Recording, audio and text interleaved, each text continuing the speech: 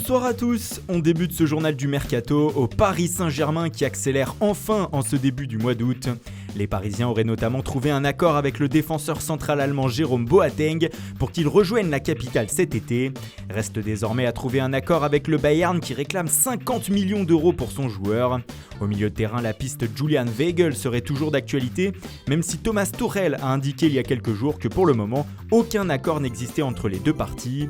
Cependant, l'Allemand semble un deuxième choix car le PSG veut absolument faire venir N'Golo Kanté. Le champion du monde s'est vu proposer une revalorisation de contrat énorme de la part des Blues, mais Paris refuserait d'abandonner le français et voudrait tenter le tout pour le tout afin de le faire venir.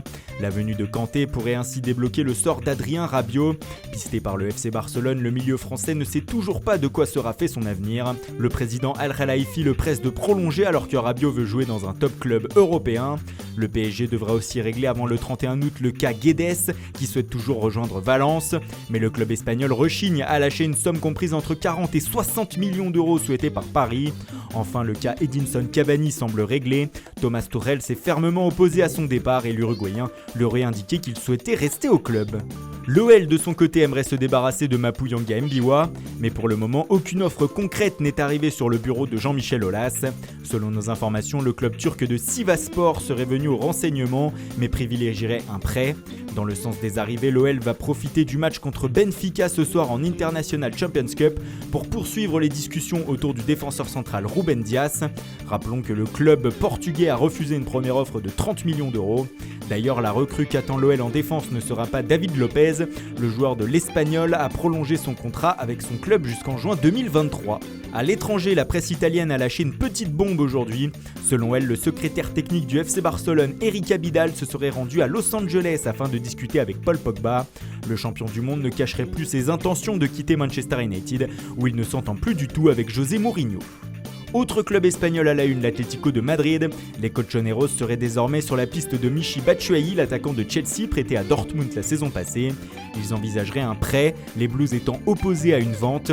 Valence serait aussi sur les rangs et se renseignerait aussi pour un prêt d'une saison. À l'Inter, les grandes manœuvres ne s'arrêtent plus. Hier soir, l'Atlético de Madrid a officialisé le départ de Sime Versalchko chez les Interistes. Le latéral droit des Colchoneros s'est prêté pour 6 millions d'euros avec une option d'achat de 17 millions d'euros. Mais ce n'est donc pas fini, les Nerazzurri seraient désormais tout proches de faire signer le milieu de terrain du Bayern Munich Arturo Vidal. Ils auraient aussi toujours dans le viseur Matteo Kovacic, Angel Di Maria ou encore le jeune joueur du Bayer Leverkusen Benjamin Henrichs. Enfin, selon la presse italienne, l'Inter aurait noué de premiers contacts avec le meilleur joueur de la Coupe du Monde, Luka Modric.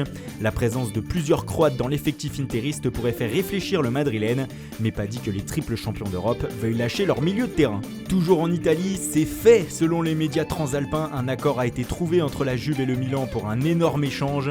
Dans un premier temps, Leonardo Bonucci va donc revenir à la Juventus alors que Mattia Caldara va faire le chemin inverse.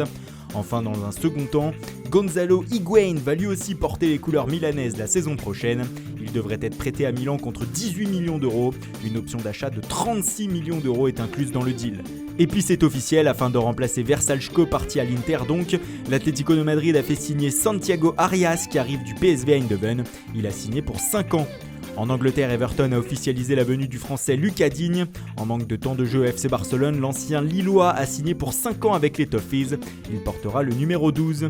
La Lazio, elle fait coup double. Les Romains ont annoncé les signatures de Joaquín Correa, qui arrive du FC Séville, et de Milan Badelj, qui était libre après la fin de son contrat avec la Fiorentina. En France, l'AS Saint-Etienne a annoncé le retour dans l'hexagone du défenseur Timothée Kolodziejczak.